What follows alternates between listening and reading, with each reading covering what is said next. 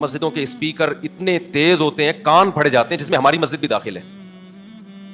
हमारी मस्जिद भी दाखिल है। मैंने बहुत दफा इनसे कहा है कि यार ये जो लाउड स्पीकर है ना, एक तो सिर्फ अजान के लिए इस्तेमाल होगा और अजान इतनी ऊंची आवाज से होगी कि सिर्फ महल्ले तक अजान की आवाज पहुंचे, लेकिन हमारे यहां भी इस कानून पे अमल बोलो नहीं हो रहा है। अभी नई कमेटी बनी है, उनको मैं गन पॉइंट पे मजबूर करने की कोशिश करूंगा। बच्चे डर जाते हैं भाई। आपका अजान के अलावा तो मैंने पाबंदी लगाई हुई है, बाहर का माइक ऑन ही नहीं होगा। क्यों हम ऑन करके अपनी तकरीरें दुनिया को सुनाएं भाई? कोई आराम करना चाहता है, कोई नहीं मेरी बात सुनना चाहता, आप भोंपू लेके उसके कान में घुसे हुए हो यार। और दलील क्या देते हैं कि हम हक की बात कर रहे हैं, हम अल्लाह रसूल की बात कर रहे हैं। तो अल्लाह रसूल की बात आप उस तरह से कर रहे हैं जिससे अल्लाह रसूल ने मना किया है। अल्लाह रसूल ने कब कहा कि आप लोगों के गले फाड़ फाड़ के लोगों के कान में जाके चीखें? आप होता है कि मस्जिदों में कि नहीं होता? हमारे यहाँ जब सर्कुलर आया ना थाने की तरफ से कि मस्जिद के बाहर, पुरानी बात है, 10 साल पुरानी बात है, कि भाई मस्जिद के बाहर का स्पीकर इस्तेमाल नहीं होगा जुम्मे के बयान में, तो इंतजामिया के बाद लोगों ने कहा ये कैसा कानून है? मैंने कहा ये तो ऐसा कानून है कि हम तो बहुत अरसे से सीख रहे हैं, ये तो बिल्कुल सही कानून है।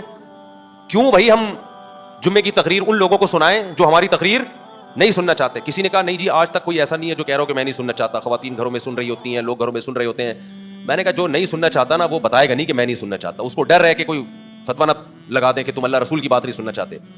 और मैंने कहा मैं तो नहीं सुनना चाहता। अगर मैं जिसकी बात सुनना चाहूंगा मैं तो उसकी मजलिस में जाके बैठूंगा। मैं तो नहीं कहूंगा भोपू लेके मेरे घर में घुस जाओ यार। तो हम तो जुम्मे की तकरीर भी हमारी हमने पाबंदी लगाई हुई है। और अजान पर भी उस दिन क्या हुआ, फजर की अजान हुई, बच्ची डर गई, कांप गई ना। मैं भी कांप गया भाई, ये क्या हो? एकदम इतनी पावरफुल अजान है भाई, तुम क्यों लोगों को तकलीफ दे रहे हो? इतनी अजान दो जितनी आपके महल्ले तक जाए। आगे दूसरी मस्जिद है, वहां उसकी अजान का एरिया, बस मैं कहता हूं दूसरी मस्जिद तक भी आपकी अजान की आवाज ना पहुंचे।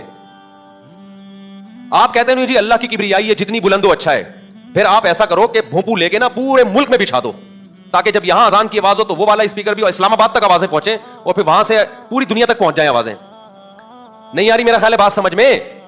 अजान इतनी लाइट होनी चाहिए कि लोगों को पता चल जाए कि नमाज का टाइम हो गया। अल्लाह की किबरियाई बुलंद हो, लेकिन उस महल्ले तक, उससे आगे दूसरी मस्जिद है ना। आप क्यों उनको मुकल्लफ कर रहे हो कि वो वाले मेरी मस्जिद में आके नमाज पढ़ें? आप जो हमारा जो माइक है ना, ये भी ठीक नहीं है।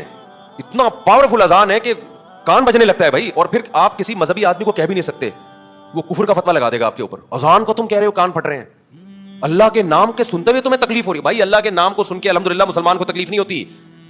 अल्लाह के नाम इतना आवाज से कि कान के पर्दे फटने लगे, तो फिर तो इंसान के कान में एक हद तक है ना, दिमाग भी एक हद तक बर्दाश्त करता है। पहले अजान होती थी हमारी मस्जिद में ही, वो लाउड स्पीकर की आवाज आहिस्ता थी, इतना मजा आता था फजर की अजान में। मैं तो आंसू निकल जाते थे बाज़ दफा। ऐसी खामोश फजा है और अल्लाहु अकबर के नारे बुलंद होते। कितना प्यारा लगता है इस्लामी मुल्कों में ना, पहला जो अनाउंसमेंट होती है ना, जो सुबह की खामोशी टूटती है, वो अल्लाहु अकबर के नारे से टूटती है। इतना मजा आता है। लेकिन अगर वो अल्लाहु अकबर का नारा ऐसे लग गया कि आप हिल गए बैठे बैठे, आप वॉशरूम में थे, कब्ज खत्म हो गया आपका, बच्चे एकदम चीख के उड़ गए, बीमार आदमी जो हार्ट पेशेंट है वो डर गया। कितने तो मर चुके होंगे, हमें पता ही नहीं है। हम जनाजा पढ़ा रहे हैं, वो मरे हमारी अजान से हैं।